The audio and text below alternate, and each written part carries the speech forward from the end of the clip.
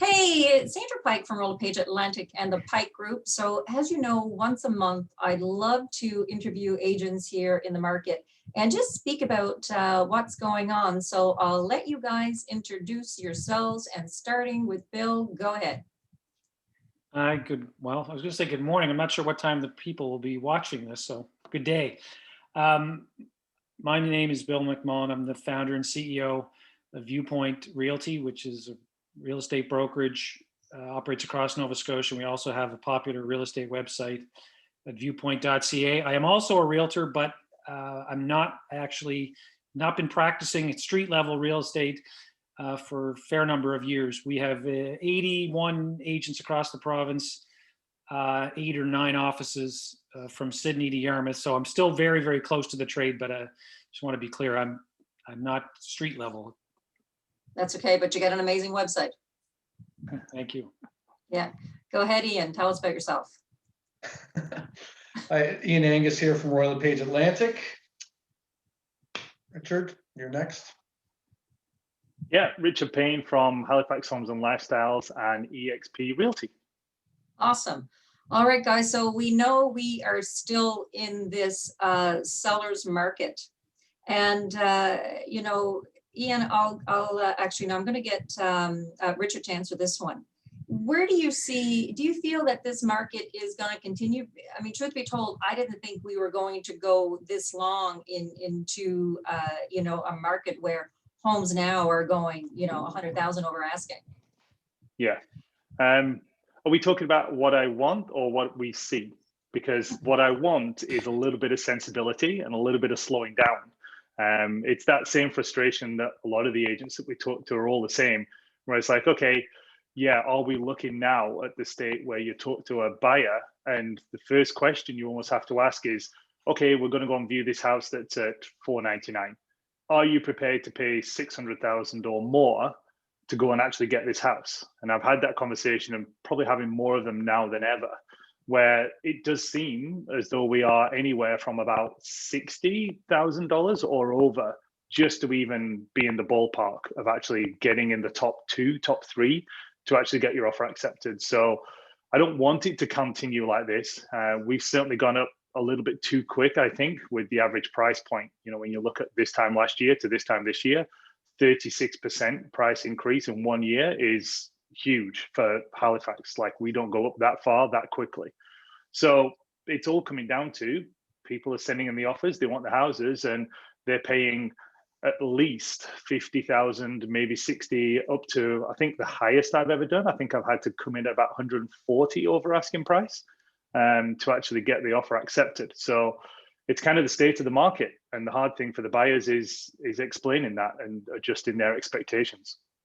Absolutely. So Ian, with your you know, knowledge, having your other half as a mortgage broker, do you see, or have you guys spoke about, you know, let's talk about the sensibility that Richard talked about.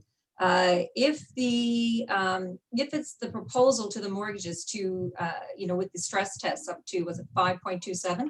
Do you feel that if that comes into effect, will that in fact cool the market here in Halifax if they raise the stress test? I think it'll cool the market in the lower price points, because people won't be able to qualify for that, and that's why they're having a tough go of it right now, trying to afford, like, for instance, in the area I deal in on a regular basis, you'd be hard pressed to find anything under $300,000. It just doesn't exist anymore. So it's making it difficult. But yeah, the stress test will definitely hinder the newer buyers or first time home buyers versus, you know, people that are looking in the $500,000 range. I think a lot of people are coming from out of town and don't have a concern on, you know, if it was 4%, 5%, or 6%, they can qualify at it because they're selling a much more expensive property in a different province and moving here with, you know, hopefully they had some equity in it, and we're still a bargain. You know, we're over $400,000 as an average price in HRM, which is still less than half of the GTA or Vancouver. You know. So you talked about people, coming here. Bill, you have a real great hold on that with your website. Where would you say the average user is coming from when you're doing your analytics? So this is a topic that I've spent a lot of time on, watching the numbers and the origin of the users. I was reported on this, I don't know, I was interviewed a month or so ago. We saw a dramatic spike in this. So in March, for example, of the over 7,000 new registrations on the website, 30% of the people registering were registering from outside Nova Scotia. Now, people on the call know this, that our market is in the whole province is not that big. And to start with, we'll probably be 13,000 and change residential sales through MLS this year in Nova Scotia, maybe 14, given the growth. So 30% of 7,000 is 2,000 new people. They're not buyers, of course. We all know that the vast majority of people are just tire kicking and curious, but a percentage of them are going to turn into buyers. So if the numbers are that high now, new people coming in the market, we all know just how many people are already actively in the market and competing to buy these properties. I can only say that it would take some type of surprise, catastrophe, to really disrupt the growth in this market, like the demand for Nova Scotia real estate. And I believe that the pricing increases that Richard talked about, I mean, that's staggering. 30%, that's just staggering. I don't see it changing, and it's because of the excess demand that's coming from the migrants, the in-migration from what we call expats, expatriates. These are Canadians that are not living in Nova Scotia, that have an affinity with Nova Scotia, whether they lived here before, visited here before, have family here, there's some connection. So I'd say whatever we've seen, I don't see it getting better in terms of a balance in supply and demand anytime soon. Okay, very interesting. So again, we're just talking about, the listing and a buyer winning. And so this is, I thought this was a really good question. And Ian, I know you do a lot of listing.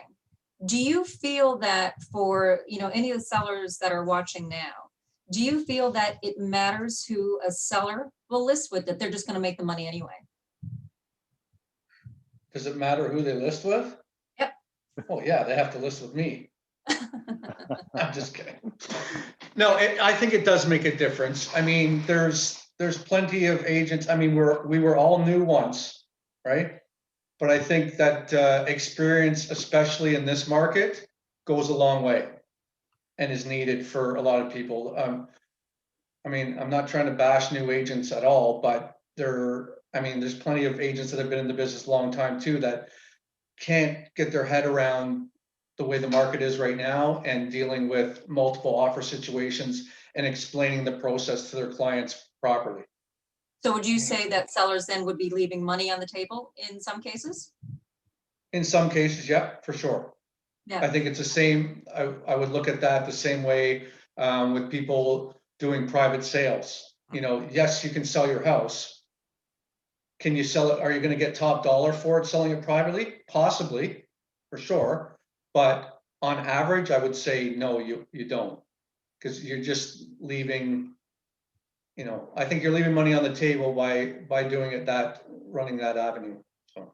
Okay, it's so funny because when I know that I have to meet a seller to talk about selling their house, I will do the stats of, let's say it's Sackville. So I'll do the stats of Sackville. And if someone is not getting a minimum of 50,000 or over, I look to see when it was listed, when the offer got accepted, and then I look to see who the agent is.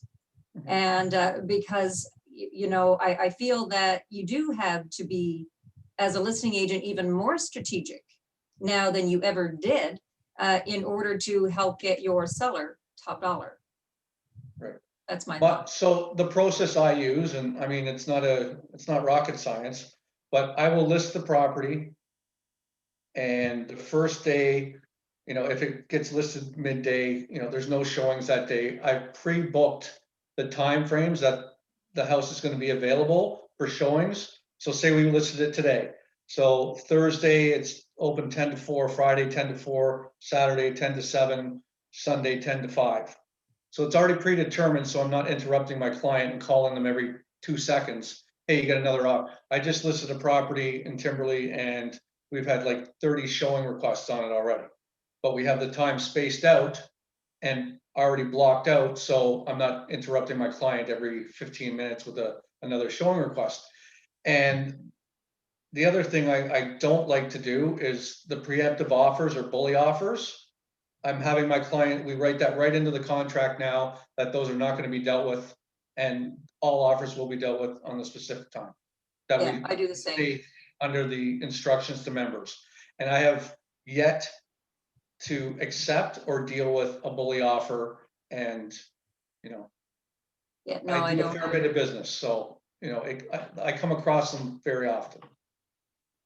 I think as So, well, like, going to the bully offer, I think it's frustrating for buyers. I think a lot of the buyers would rather be, let's play the game fair and let's all wait until a certain time, as opposed to, you get that phone call where the agent had a bully offer sent in, and all of a sudden it's Friday at 7:30 p.m. and they're like, yeah, I got an offer. Do you guys want an offer or not? And you're like, wait a minute, I thought it was everything by Sunday. And then you're scrabbling like a lunatic trying to actually get your offer together so your clients stand a chance. So I think even the buyers are, let's play fair and let's play like even playing field along the whole thing. So Bill, or again, you're very statistical and you analyze what's been happening. With the listings that you're seeing, let's say just in HRM alone, would you say that most of them are being listed at fair market value and they're selling, for the demand, what it is over price? Or would you say that most agents are listing below in order to create the scarcity that we have right now and the competing offers? Well, good question. Strictly an opinion answer, because who knows what the right price is to list it at, right?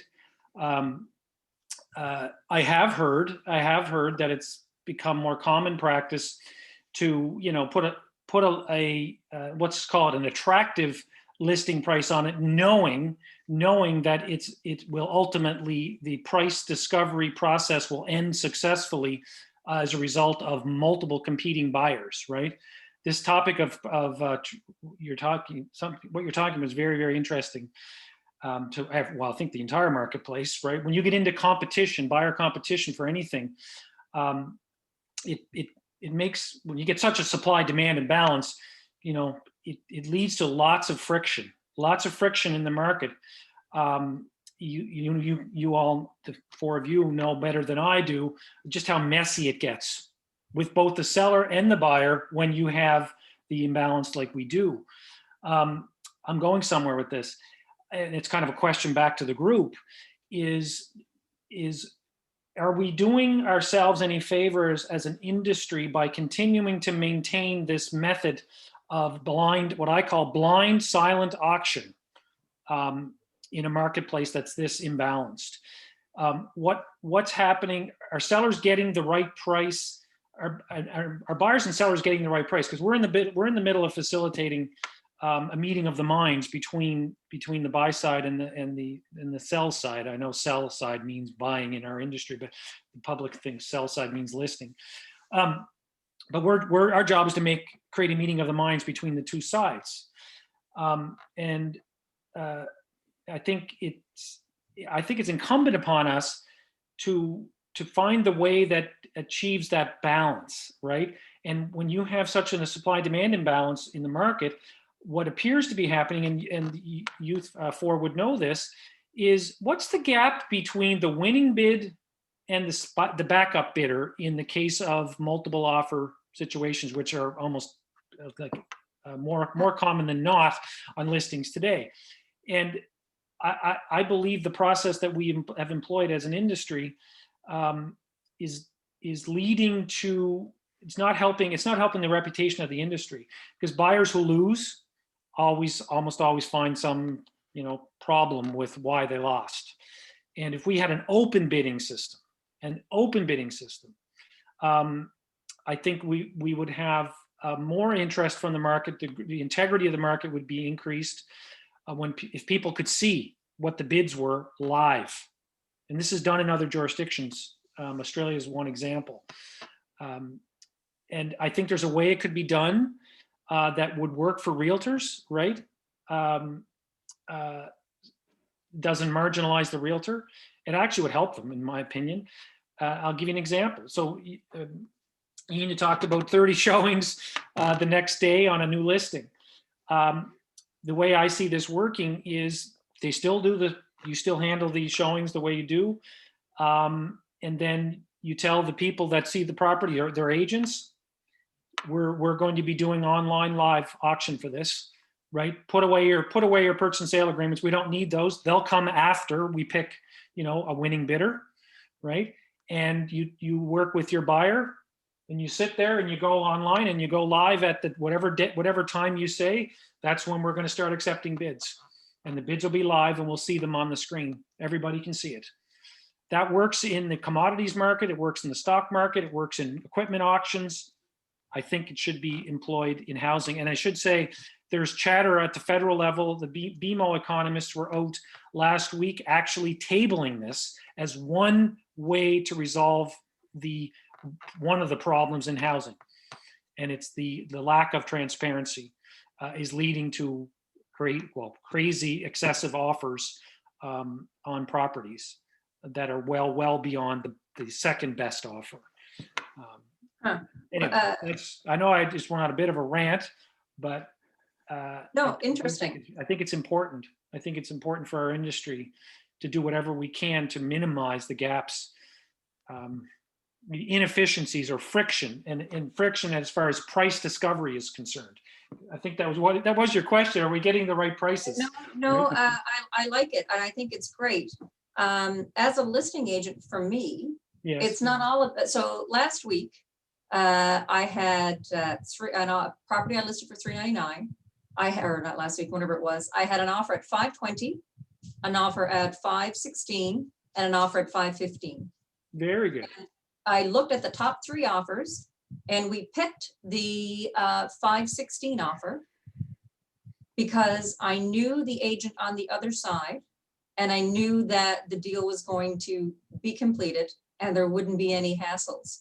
Because sometimes sometimes it's not always about the best offer, right? It's about working with someone who's competent on the other side. So that's important for me. Like when I'm trying to help my seller, okay, this is your top 3 offers.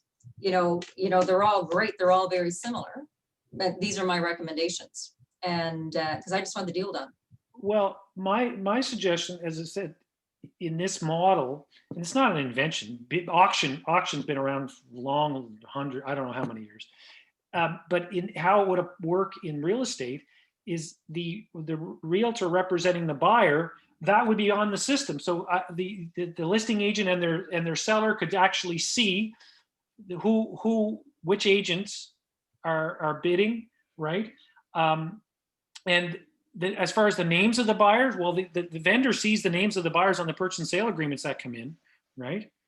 And a big, besides the transparency part, there's an enormous amount of friction. Think about how many purchase and sale agreements are going in the garbage, going through 10, 12, 15 pages to submit a price. I mean, let's just be clear. That price is by far more important than anything else. And I would say, Sandra, in your case, that was great that the 3 top offers were very close.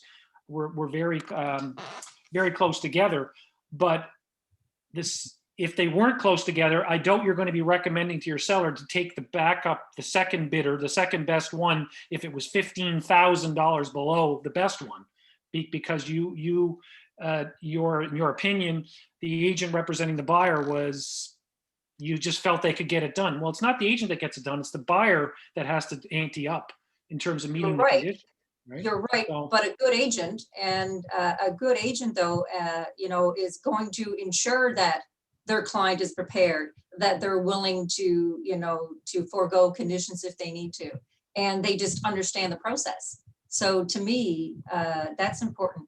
Now, Ian, I'm seeing like a look of you look perplexed, or you're deep in thought. Sorry. What do you think? I mean, what your thoughts of this? I understand the concept Bill's talking about, and I've actually watched online and some TV shows on HDTV about Australia's marketplace and how they work. And I get it. But I think that, I think to change that process is going to be very difficult. I agree with that, Dean. Okay, it's engraved in our heads and minds that, this is the way real estate's done, and this is the way it's going to continue to be done. Now, let's be honest, the Halifax market has only just got into, like, over the last 18 months into this type of market. The Toronto market, Vancouver market, they've been dealing with this for years, right? And they haven't moved to that process because people are stuck in their ways. I'm not saying I agree that I want to go that way, that Australia is going, but I think by trying to implement that now in the Halifax region is jumping the gun a little bit, because we're just starting to experience it. We're going into our second year of a busy competitive market, which we haven't seen before. And there's other provinces out there that have been dealing with this for decades, right? And they haven't changed. So I think it's just going to be difficult for us to change. I agree with you 100%. I've given up a long time ago thinking that the real estate market is going to change the way it operates, or the real estate service provider market, like what we do. It isn't going to change quickly. There's too many there's too many personalities. There's too many types of business. Every company's got a different type of plan on how they deal with the industry. So there's just too many cooks in the kitchen to have everybody agree that, hey, this is the way we're going to do it now, right? I agree with Bill that it would be very interesting during almost like you say a bidding process to even almost change the market a little bit, because a lot of the frustration for buyers that I'm working with is, well, how much did we not win by? So we understand we didn't win, but was I $1,000 short? Was I 10? Was I $50,000 short? And that's some of the frustration, I think, is that we just, until the house goes sold, you have no idea like where you were in the process. And exactly what Sandra said, my clients from a listing point of view, when we listed a property, lots of viewings. So we did the same thing as Ian, blocked out the days, and unfortunately kicked the people out of the house and said, we just need to have almost like the go and show option. But we did the same thing as Sandra, had a lot of offers. I think we had 10 offers. Highest one was $110,000 over asking. And this wasn't like a $500,000 house. It was underneath 300. And I remember having the conversation with my client to say, okay, here's all your offers. You've got one that's 110 over. You've got two that are basically the same number, and they are only 65 over. And I was trying to tell them we're better off going with the 65 over, because number one, chances are if we have to have an appraisal, it might actually get through the appraisal okay, versus the 110 over. But also there was that agent and conditions. And I'm like, I don't know this agent. I've been around for 8 years, done a decent amount of volume, know a lot of the good agents, and don't know a lot of agents that are brand new. So we had, and the issue with him was, but how can I give up that $45,000 more? I said, well, it's your decision. I said, I'm just giving you my opinion on the different offers and the different agents and the different conditions. You ultimately, as the seller, can choose whichever one you want. And funnily enough, the $110,000 offer did have issues. And now and he even said to me, I should have listened to you at the start. And I'm like, well, sometimes hindsight's a wonderful thing. So we actually went with one of the lower priced offers that was only 65,000 over. And that one's smooth sailing, and off we go. Like, it's not looking like we'll have any issues. So the whole like price thing, if that agent was newer, but maybe they were only $70,000 over asking, that would have been smooth sailing. We would have got it through to the end. But it's that whole price, conditions, and closing date. Those are the three things that everybody should look at. And it's not, unfortunately, always about price. I agree. But so the other day, I had 16 offers in. So, you know, every agent is texting you, wanting to know what's happening. And I'm like, there's 16 offers in. Unfortunately, you're not in the top three. Please advise what you'd like to do and get back to me by 10 o'clock. Go ahead, Bill, you're muted. I know. You're running this call. Can I ask a question? Absolutely. I want to come back to the burden that we face in preparing offers in this current market. You said 16 offers, right? Mhm. That's 16 agents going through, I don't know, 10 pages is the average offer. I mean, I'll look at you. I don't look at offers anymore, but 3 pages. how many? Three. What? I'm going to challenge you guys. You're telling me the average offer is only got 3 pages on it? Yep, absolutely. So the number of pages has been cut back because the conditions are being Yes. fewer. Well, it depends. If it's on well and septic, and if they include the signed property disclosure statement with it or whatever, Yeah. you get up to 7, 8 pages. But I just dealt with 6 offers on a property, and every single one of them was 3 pages. Well, a couple of them had lovely letters from the buyers, right? Trying to pull on the heartstrings of my clients. So a couple of them were 4, but the average is 3. So that's 3 times 16. That's 48 pages of work. How much of that effort, besides the price and the conditions precedent, if any, are important? I'm going somewhere with this, Sandra. Can you repeat your question again? How much? So what I'm getting at the waste, what I consider to be substantial waste Oh, that has been inflicted upon us as an industry, which ultimately is inflicted upon the market, the buyers and sellers, right?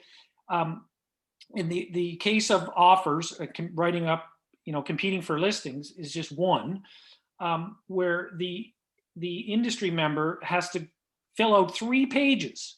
When how much of that information is really important in the context I can tell you. of a highly liquid marketplace? The seller, what does the seller look at? What's the seller look at when they get offers today? We look at the price Price and the condition. closing date. Right.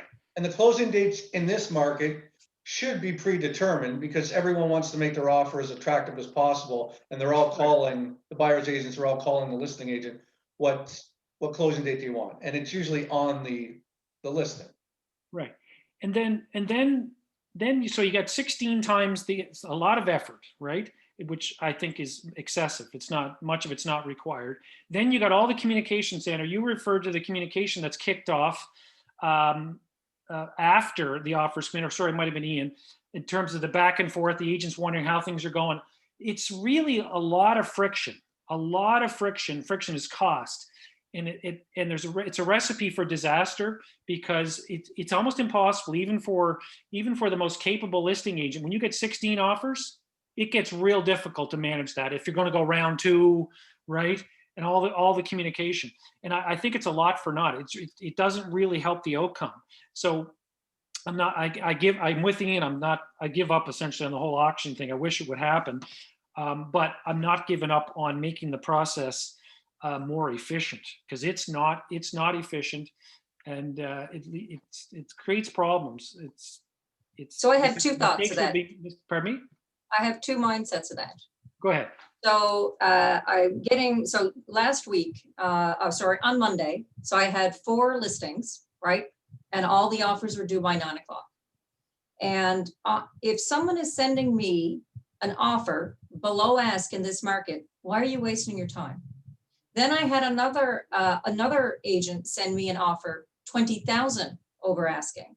So if there is a burden placed on our market, what I'm going to say is not going to be nice. If there's a burden placed on our market, it's because the agent is not informing their buyer of what's happening in the market. Do you know how many agents I told when I'm getting their offers?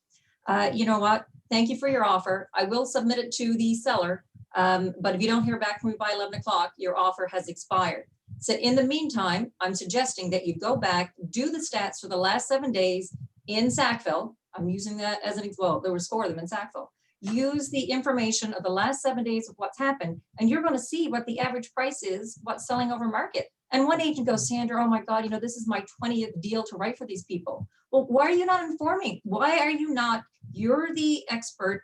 Take control of what's happening, give the client the information, and then you wouldn't have the upset buyer, because they know that now in order to win, especially in that area, it's 100,000 over. But I mean, it's not like that all over the market. I can tell you, I did something the other day for Colby area, and it was between, it was under 20,000 that was over asking. So every marketplace is different, and you can't paint the whole thing with one paintbrush.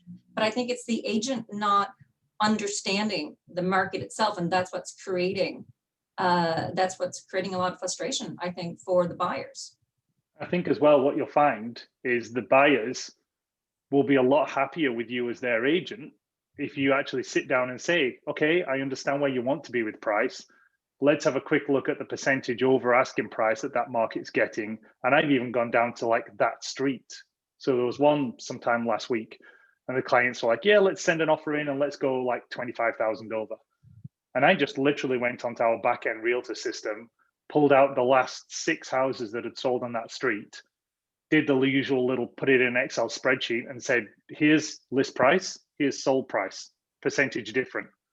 So do you still want to offer 20,000 over when the average is 22%? So I didn't even use the dollar number. I just said, you've got to be X percent over if you want something on that street. And that's just based off the last, I think it was like 3 months or something like that. So I'm like, it's accurate. I said, so, I said, we're all busy. You don't want to be sending in offers that are so low, you're not going to get them. I don't want to disappoint you. So let's do it. And if we're going to do it, we do this percentage.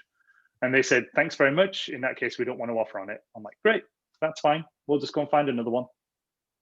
What do you think, Ian? Well, I think a lot of agents out there, new and old, seasoned veterans, whatever, don't want to have any conflict with their client. Yes. So they just do whatever the client's going to tell them to do, regardless of the fact that, the stats are warranting the fact that you shouldn't be writing that offer, right? Now, on the other side of that, I think a lot of agents are, I think Bill mentioned it earlier, putting the price down a little bit lower to create even more activity. And the way I look at it, I think that works in some cases, not a lot, but some, that there are, if you're a buyer and there's 3 offers on the table, or there's 10 offers on the table, and you really want that house, I think your price or your offer will be different if you're only competing against 3 versus 10. If you knew there was 30 showings, there's 10 offers, or there was 10 showings and 2 offers, I think you're going to come in with a different game plan on what you're going to offer. So the lower price and the more activity, yeah, there's a whole bunch of people going through the house that don't have a chance at it, right? But it's the responsibility of the buyer's agent to inform people that, like, if the house is $299 and the market stats show it's probably going to go for $350, $360, and these people have a budget of $320, why are they looking at it? Yeah. Like, that goes back to my original point. Most agents don't want to have any conflict with the client, and just, okay, yeah, we'll do it. You guys want to do it? We'll do it. I'll write it up. There you go. Yeah, and I don't think it's not about saying no, it's about informing and being the specialist, either the buyer or the listing specialist, of why you're in the industry. What do you think of that, Mr. Bill? Sorry, ask me the question again. Oops. So, you were talking about the amount of work that it takes to, go through writing up the offers for the buyer agent, now the listing agent, to sift through them. So I feel that we create our own work. Create your own work. Hold on one second. If you're pricing the property low to create more action on it, you are going to create more work for yourself for sure. But you're Well, also now you're getting 15 offers, like you say. right, and you're probably going to get your client more money. Yeah, well, I mean, I And that's- list at market value. How I was pricing houses back in 2017 is very similar to how I'm pricing houses now, because you don't know if it's going to go over asking. You don't know what you're going to get for it. You know, it really is a shot in the dark, right? Yeah, I think it's the same strategy. Like you get a lot of times, and you know, you're always talking to kind of almost like rookie new agents, and a lot of those guys are saying, well, you know, like where should I price this? And like price it normally, as if this was a normal-ish market. We know that it's not normal, but just be sensible. Like the higher and higher up you go, the more and more you're pushing that envelope. Chances are the less and less you're going to get in terms of offers. But I'm like, just be sensible. Like we all got that kind of, especially if you've got a bit of experience like we all have, you can walk into a house and you can ish know when you're walking in how much the house is worth. And that would give you a good gut feel. And then you go back and you do all your comparables and market stats and all that kind of stuff. But I think that's the best way to price a house is just be sensible. And then you'll just have to let the market take care of it after that. Yeah. So Bill, back to our question was that you made the statement that it's a lot of work. And then I came back and said, I think we create the work. Well, I was getting at the work that we must do, not that we want to do, right? In terms of the regulations, the focus of our regulator, and it's very similar across the country.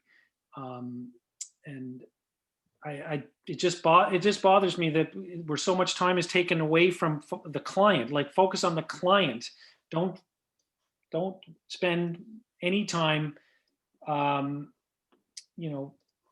worrying about what the regulator wants, right? Just spend all your time worrying about what the client wants. And there's just so much friction in the industry. I don't mean conflict. I mean friction in terms of transactional friction in the course of trying to transact a home, sell a home. That is I can't even say the word. It's excessive and it's irrelevant, and it doesn't improve outcomes. Look at how many things a buyer has to sign. What you got to do to get a client on board, right? It just adds to the cost and adds to the anxiety that buyers feel, right? They got to go through. Anyway, does that answer your question? Yes, dear. Well, guys, this has certainly been a hot topic. Any closing remarks, Ian? I think it was you that mentioned that you contact people or other agents saying that you're not in the top 3. I just wanted you to elaborate a bit on that, on why you do that and why. So I just sent back my impression was that no one is supposed to know anything about any of the offers. There's nothing to know. But if you're telling them they're not in the top 3, then you're telling them that their offer isn't good enough. It's so funny that that conversation really leads into an educational one. Because then I'm telling, so all I say to the agent, your best bet is to go back and just look at what's happening in the market. Like I don't give up anything about an offer. Oh because, no, I'm not saying. One of you guys saying said, that. Oh, Richard said, you want to know where you are. Like, what do I need to do? Right. And you're going into it blindly. Well, if I knew if I was in the top 3, okay, how am I going to win? So I think you're just helping set up I'm not trying to goat someone into make more, offer more money. It's This is where you stand. And, if you'd like to make, so there's nothing being said about the offer. We have 16, you're in the top 3, or you're in the top 5. Right. But, and then you can just ask that simple question of, is there anything you want to change? Yeah. Yeah. Yeah. If you're not, no problem. Yeah. Well, I mean, we've had the conversation at our brokerage with regards to escalating clauses that are coming in, offers that are coming in with blank closing dates and blank prices. Multiple agents or team members from brokerages writing an offer for different buyers on the same property. individual agents writing multiple offers for different buyers on the same property and all that stuff, you know, happening. And according to the rules and regulations, it's our fiduciary duty to present all offers. Absolutely. Right. Even if they're illegal. Right. My argument with that is that if I tell the agent I'm not presenting that offer because it is illegal, who are they going to complain to? So, I mean, I just give all the offers to the seller. Are they going to call the board and say, Ian Angus won't present my illegal offer? No, they're not going to. Yeah. Right. I just think that, you know, the fact that we have newer, older, seasoned agents that are really good at doing what they do and have a tough time, you know, dealing with 16 offers and explaining the process. And now on top of that, you occasionally get an illegal offer, and now you're expecting the agent to explain the code or the rules of the Real Estate Trading Act and try to explain that to them. So you're sitting there, well, this offer is illegal and the Real Estate Trading Act says this, you know, it's just, I just don't deal with them. You just set the expectations up front. Right. Yeah. I had a really interesting conversation learning from Ontario agents about they've dealt with this market for what, like 3 years or something, and we're all little newbies because it's our first year of having to deal with this. And I was talking to one and I said, so how do you deal with like 16 offers? And he talked, as Ian was saying, about the escalation clause. And I was like, that sounds like a really good idea. It's similar to what Bill was talking about, almost in a bidding system, where you would have a maximum number that if it's $1 more than that, my buyers are out. And it was interesting when I went to the Real Estate Commission and one of the people there said, actually, sorry, in Nova Scotia, that is not allowable because we say it goes against elements of the Real Estate Trading Act. And I was like, okay, but they're allowed to use it in Ontario. And I'm pretty sure the Ontario has a Real Estate Trading Act. So why are we not allowed to use it? Because that's not an open bid system, auction style like Bill was talking about. But at least it says I will beat the next offer or the higher offer by $1,500 to a maximum of $500,000. And that way, you've almost set the limit of I won't going to pay more than 500. If somebody wants to pay 501, all power to them, they get it. But yeah, finding out that that was then not allowed because it contravened Real Estate Trading Act, I was like, that sounds a little bit like something would have been useful if we could have had that.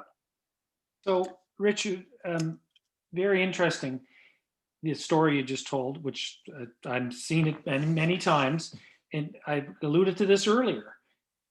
The consumer, our client, in their case, the buyer, they are not subject to the Real Estate Trading Act. They are exempt from the Real Estate Trading Act. So this is an exact case where the burden, the real regulatory burden, which is on us, affects the consumer, right? The escalation clause is a good example, right? If that's what the consumer wants, that's what they should get.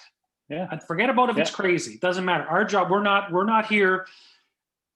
We're here to protect them, but we're not here to prevent them from doing something that is completely within their right, as crazy as it might be, right? And if you think they're going to do something completely crazy, then you know what you do? You do like a lawyer does and say, I'm not your lawyer anymore.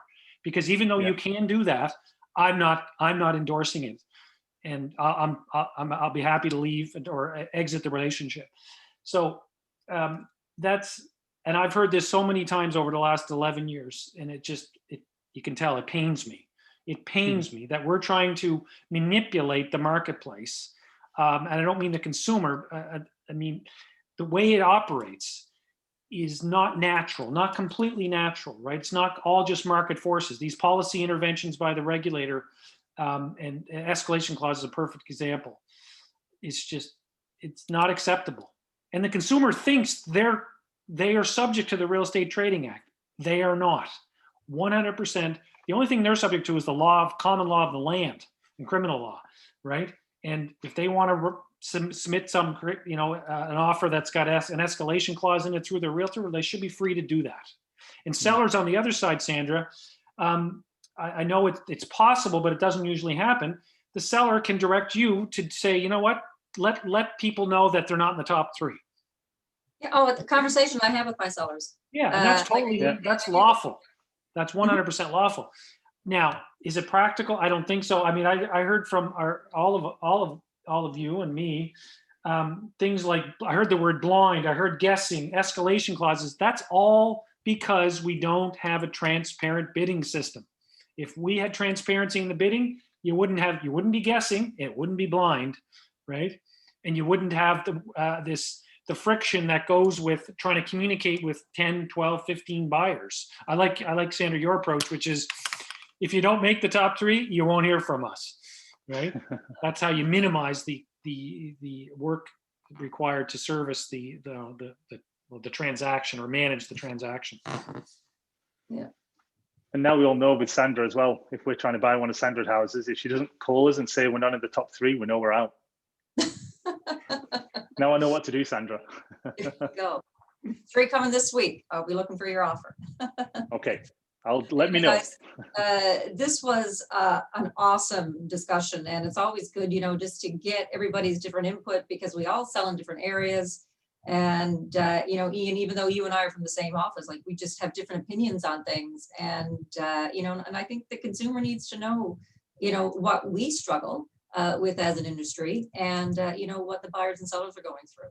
So I appreciate your time. And, maybe our next time we get together, let's just talk about, the winning bid and talk about those things, or who knows what could happen between now and the next 30 days of where we can take this conversation. So guys, thank you so much. Appreciating your time. Cheers, Sandra. Thanks, guys. Yeah. See you later. See ya.